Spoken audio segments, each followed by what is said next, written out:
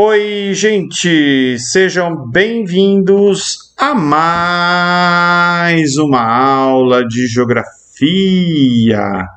E nessa segunda aula sobre capitalismo, a gente vai falar um pouquinho sobre as funções do Estado no sistema capitalista, Como ao longo da própria história do capitalismo, esse entendimento de qual seria o papel do Estado, ele foi mudando aí ao longo do tempo.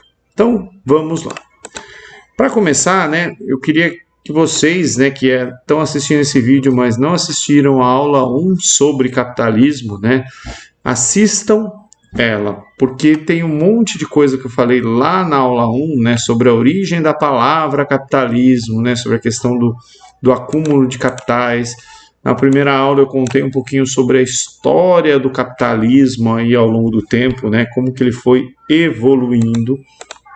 E eu também contei sobre as diferentes fases do capitalismo, Em cada fase, ao longo da história do capitalismo, o entendimento de qual seria o papel do Estado, ele foi mudando ao longo do tempo, E aí eu peguei, essas 3 imagens, para marcar cada um desses momentos, sobre esse entendimento de qual seria o papel do Estado.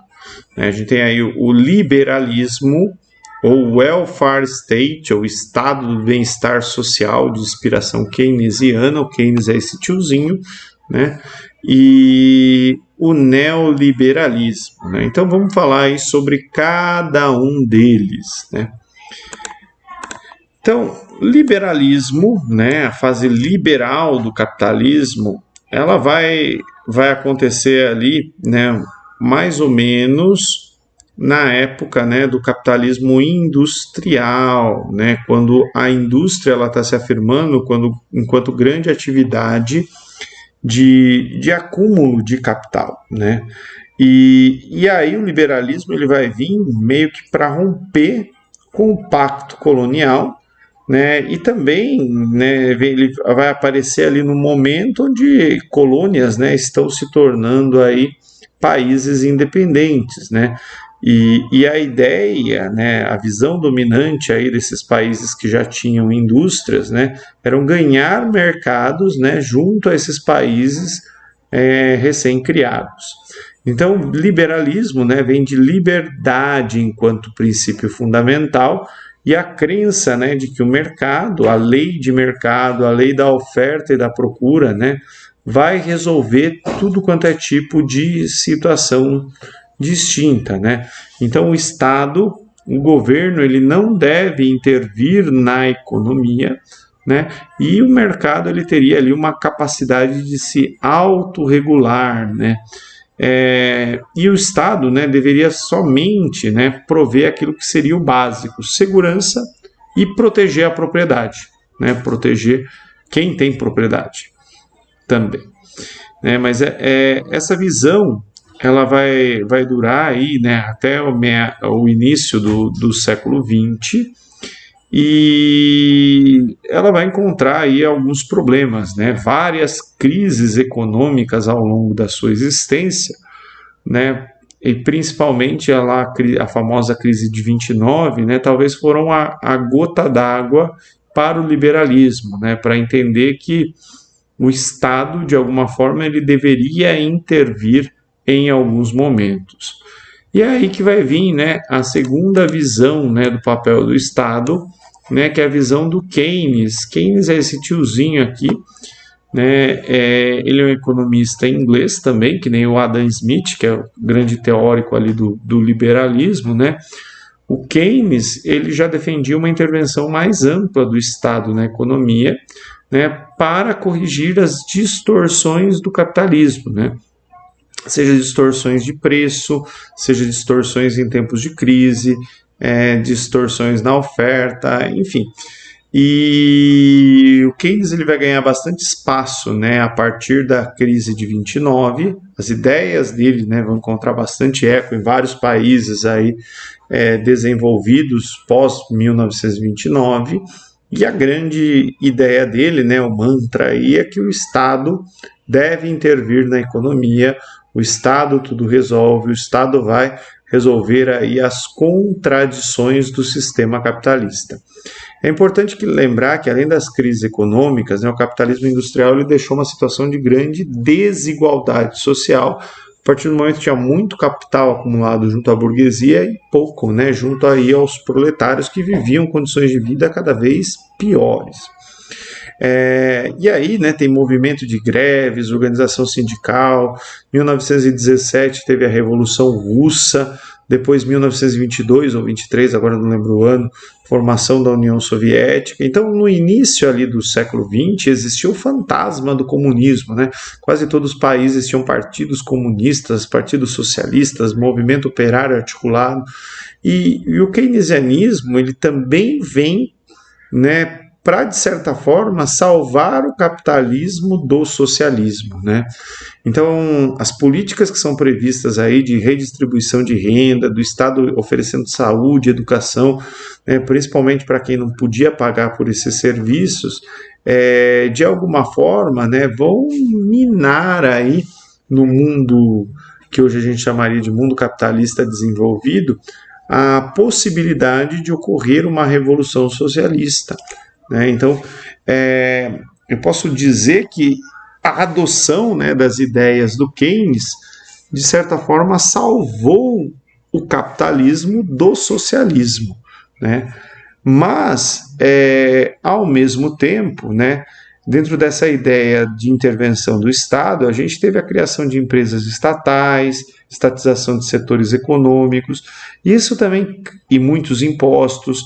Isso também cria uma economia menos dinâmica, menos competitiva, e que num longo prazo, a gente vai ter um Estado que vai inchando, e isso também vai gerar alguns problemas, Empresas que vão à falência, empresas que não conseguem concorrer com outras empresas, empresas que saem de um país e vão para países onde tem menos impostos, onde a mão de obra é mais barata. E é nesse sentido que lá pela finalzinho da década de 70, 80, vai aparecer no cenário mundial as ideias do neoliberalismo. Eu coloquei aqui o Milton Friedman sorrindo, mas poderia ter posto a Margaret Thatcher, primeira-ministra inglesa. Então, a ideia do neoliberalismo era retomar os antigos ideais do liberalismo. O Estado que estava muito presente ali na economia, ele deveria sair, Então os impostos seriam reduzidos, principalmente imposto sobre a renda dos mais ricos, imposto sobre lucro de empresas, a economia aos poucos ela seria desestatizada, as empresas públicas seriam privatizadas. Só que, no entanto, embora o neoliberalismo ele deu um fôlego para alguns países que adotaram essas políticas, ao mesmo tempo,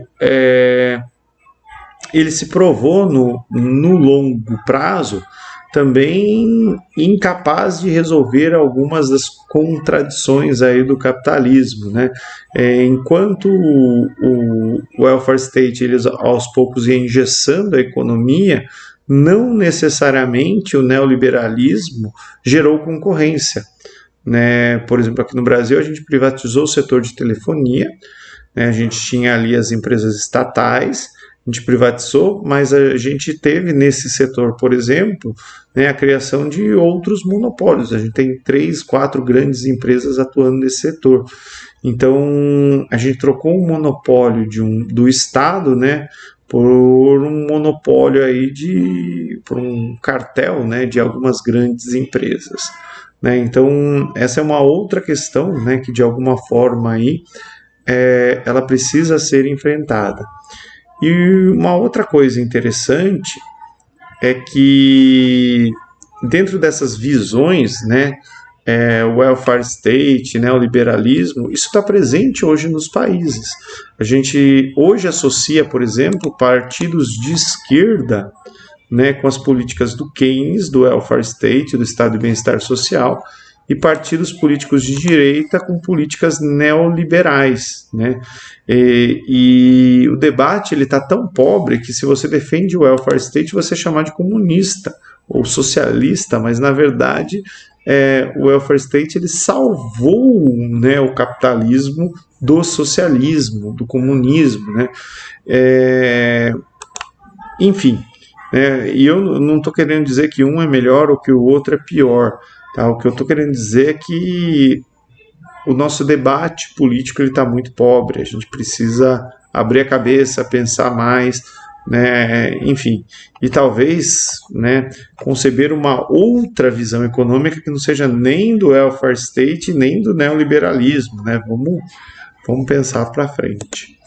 E por que eu estou falando isso? Porque historicamente, né, o capitalismo ele se adapta. Então a gente tem, né, talvez que criar uma teoria econômica que produza aí ou organize o capitalismo, né, de acordo com o momento histórico que a gente está vivendo, né? O capitalismo ele se adapta a diferentes momentos históricos, por isso que ele está aí, né, a diferentes sociedades e seus costumes, né?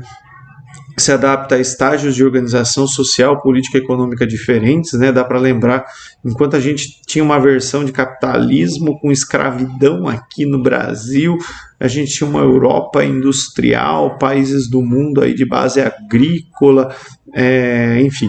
E o capitalismo ele também se relaciona com sociedades não capitalistas, né? Por exemplo, durante a Guerra Fria, quando existia lá a União Soviética, né, ela exportava comida para países capitalistas, né? Hoje a gente tem exportava trigo, tá? A União Soviética era uma grande exportadora de trigo.